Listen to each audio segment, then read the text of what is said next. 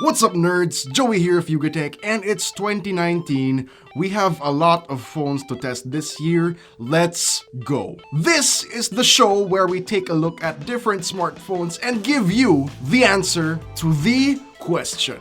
Ladies and gentlemen, this is episode 8 of Can It Game? So are you new here? Have you seen this show before?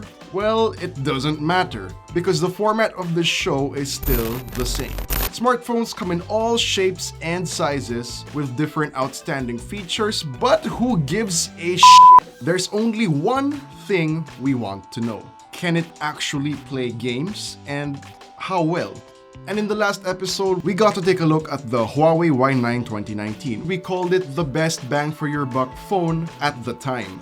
Today, that could change. Generally, pretty much all of the phones we test here pass the gauntlet, but having good frame rates and stability numbers isn't all there is to smartphones when it comes to gaming.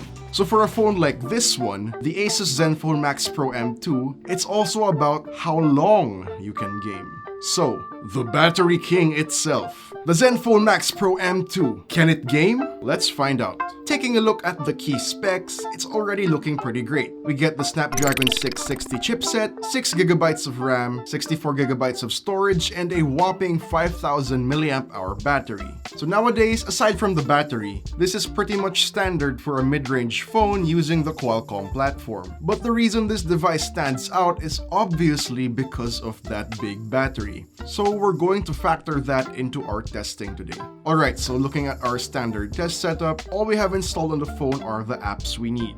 We have the games, benchmarks, and other testing tools we need, like Gamebench. Also, in the developer options, we have animation speed set to 0.5. Now, enough of that. Let's take a look at some numbers. So starting with Antutu V7, it's a mixed bag. With a score of just under 128,000, it only slightly outperforms the Asus Zenfone 5, which has a Snapdragon 636 chipset, and it's almost outclassed by the OPPO F9 and Huawei Y9 2019, which have the MediaTek Helio P60 and Kirin 710 chipsets respectively. With PC Mark Work 2.0, it's the same story. So actually, if you're looking for a mid-range phone for productivity, the Helio P60 and Kirin 710 chipsets are quite good, but I digress. That's not what we care about. Which brings us to 3D Mark. And now we're talking.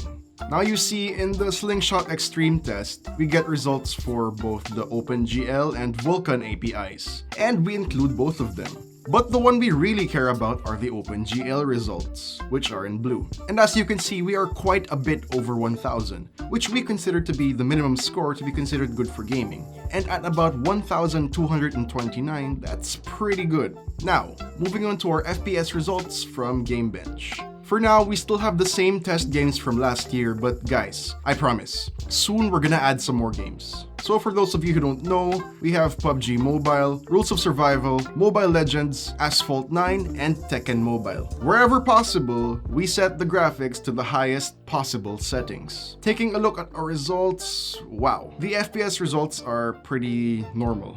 Pretty standard. You know, basically 60 FPS in Mobile Legends and Tekken and about 30 FPS for the rest of the games. But look at the stability. It's unreal if you ask me. We're not getting anything lower than 97%, which means we're not dropping much frames. So yeah, the games may not run as smooth since we do have mostly sub 60 FPS results, but being able to have a very consistent 30 FPS, that's pretty good. But aside from performance, this phone has another promise. I mean, it's supposed to be the battery king, right? So how long can you game with the Zenfone Max Pro M2? Well, with a fully charged battery, we had Arel play the test games for 1 hour. And after that 1 hour, our battery percentage was at 89%. That's really good. So theoretically, I mean, if you wanted to, you could play for maybe 9 or 10 hours straight if you're into that sort of thing. So the ASUS Zenfone Max Pro M2. Can it game? Well, for this episode, we really have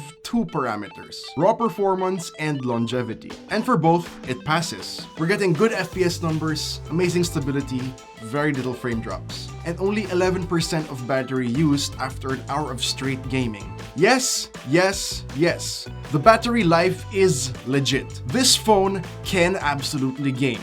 It's a yes. And for 14,995 pesos, I would argue that it has an even better value right now than the Huawei Y9 2019. But of course, some of you might have seen this coming, but the absolute best value you can get for a gaming phone is still the Pocophone F1.